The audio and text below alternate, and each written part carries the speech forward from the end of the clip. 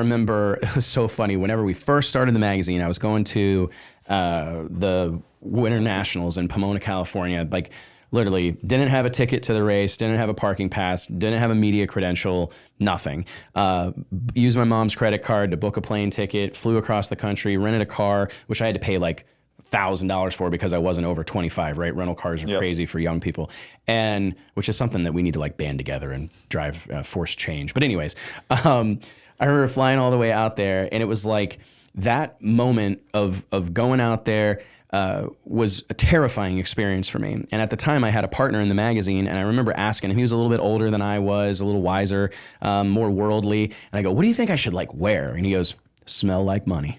Just look like money. And it was good advice because it was like, all right, you know what I am? I'm going to wear a nice polo. I'm going to tuck my shirt in. I'm going to wear decent shoes, and I'm going to go out there and I'm going to look like I mean business. And even though I didn't have a credential, I had to pay to get in. I had to pay to park, no special treatment. I was taking pictures from the grandstands. I made relationships that weekend all those years ago, almost 2 decades ago, that are still a part of my life today. And I think that I took it seriously and people took me seriously because of it.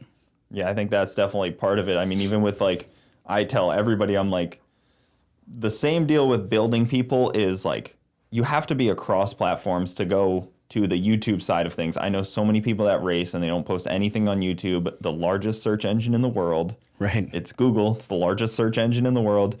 They just post maybe once on Instagram every, 5 weeks of their car. And like, I don't know, there's just so much like back to like the self-promotion and self-building yourself there's so lack of that. And I would love to teach people, shake them a little bit and be like, your sponsors will be happy. Yeah. Like, I promise you, this is what your sponsors want. Talk about their products a little bit. Like, you have to do that kind of stuff because even when you may get Flow Racing to come up and talk to you after your pass, but you might not be able to really articulate what you need to talk about well enough in that time. And Flow Racing does a great job with what they do. And I know you guys have a pretty close relationship with them.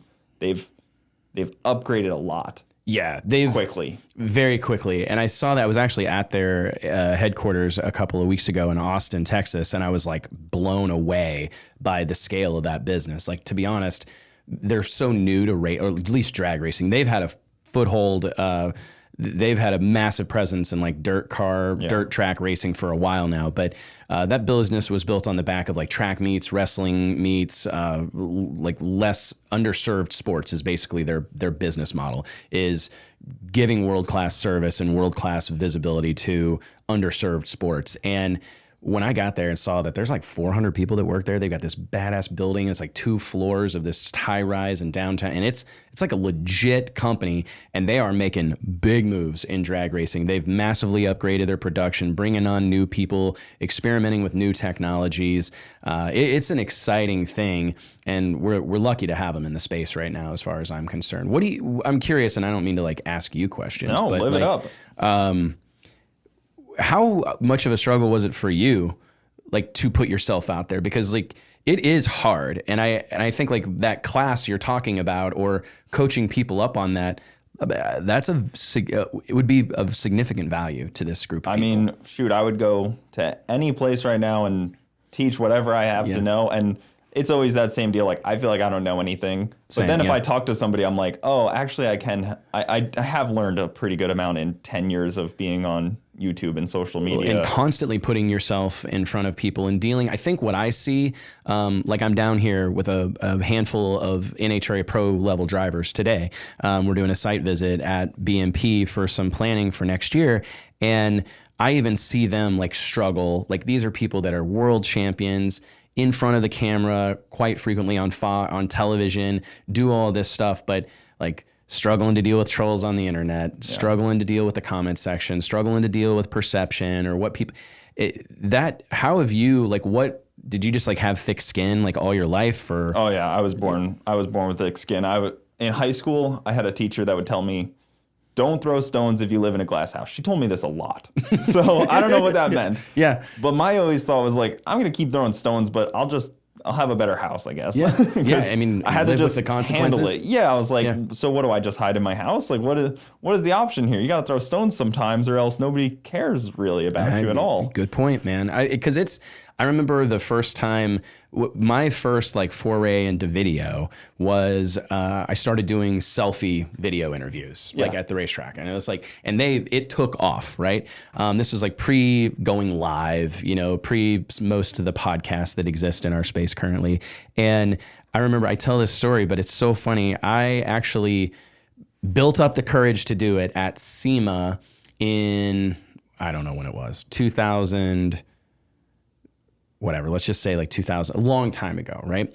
I can go, all right, I know these people need to be on camera. There's tons of these racers that have a story to share, have an exciting or interesting perspective that I want to get on camera. I want to show people what I'm experiencing at these events that I go to. So I'm going to just start shooting these selfie videos. So I shoot the first one. Hey gang, Westbuck here, Drag Illustrated Magazine. I'm on the floor of the 2000 whatever PR or SEMA show in Las Vegas, spin around or whatever, and do this video. And in the moment, I was like pretty proud of it. And then I made the fatal mistake of pressing play and watching it. And I'm like, oh my God, my nose is huge. My skin looks terrible. The lighting's horrible. I sound kind of weird. And I deleted it.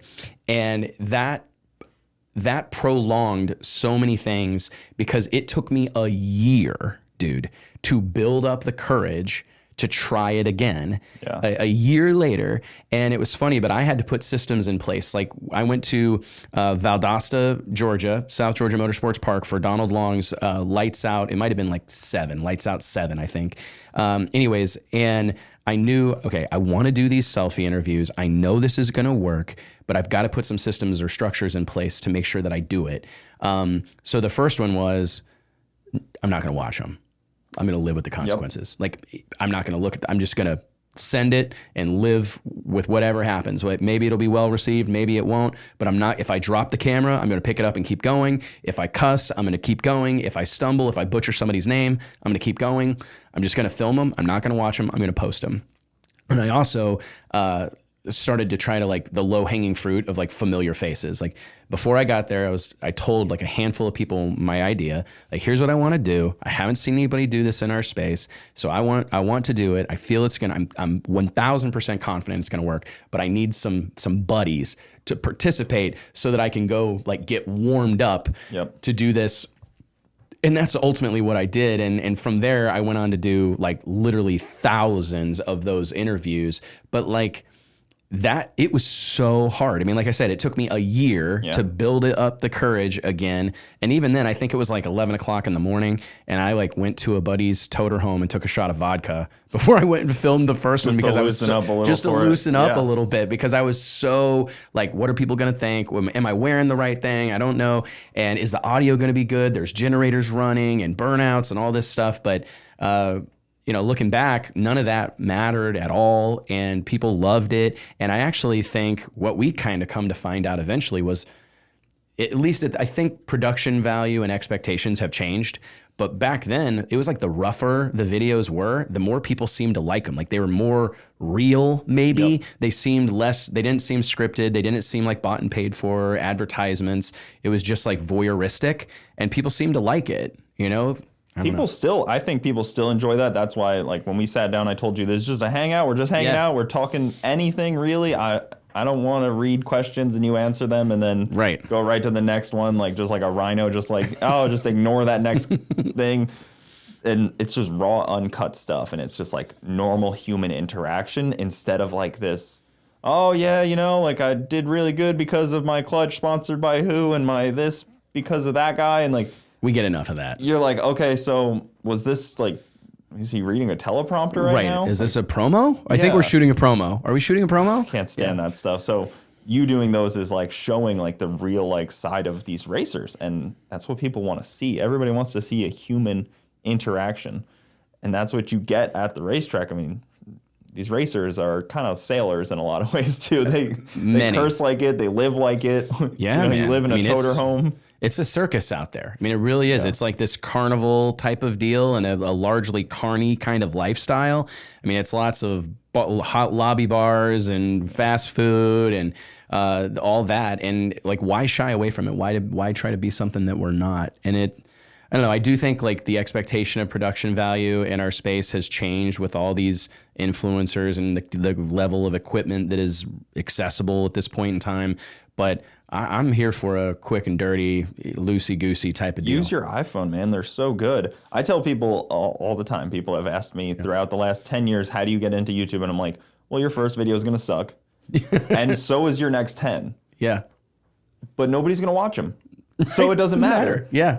But your 15th may be good. Yeah. It may be decent. If I look back on a video from last year, I don't enjoy it of myself. And I've been doing it for years. They're going to suck. You just have to own that and keep pushing on. But nobody's going to watch shitty content anyways, so you're fine. Yeah, I mean, you don't have to worry about it. it. No one's going to see it. Yeah. And it's so true. Like, just say it, just shoot the video, just post it, whatever. And especially, like I said, with the tools that exist for us today, some of these racers that are like electrifying personalities, crazy talented, I hate to say it, but like it falls on their shoulders because there's a pathway. There's plenty of people that have proven it. There's a pathway to build an audience, ultimately monetize that audience. Like, find a way to be selling them merch, having them support you. They want to. Yep. Your sponsors enjoy it more. 1000%. And it's cool. And it's for me, it's been neat because it's like our parents, our teachers, the icon, they show us the way, but it's like kind of happening differently in drag racing where it's the youth that's really showing us the way. It's these young people that are showing us new ways to do things, new ways to look at things. And that's exciting because those are the kind of people that I relate to the most and I connect with the most. Like I like going to streetcar events and like those are my people. People that are there. There's not $100,000 up for grabs. They're racing for a plaque and they took time off work and the only help they have here is their girlfriend who doesn't know a spark plug from a torque converter. Like, my wife will hold the camera. That's about it. Yeah, man. I mean, but like those are the people that, like you said, ultimately end up, getting a really good job or starting a business and buying a pro mod team or buying a top dragster or like a high-end, high profile, a serious drag car. So I don't know. I think that it's probably one of the most important spaces that exist in our sport. To it, I wanted to say, hit that subscribe button if you like what we're doing here and want to see this thing keep growing. If you want to help the channel, help all of us get the best guests we can possibly get, hit that subscribe button. It helps a lot. It goes a long way. Let's get to the video.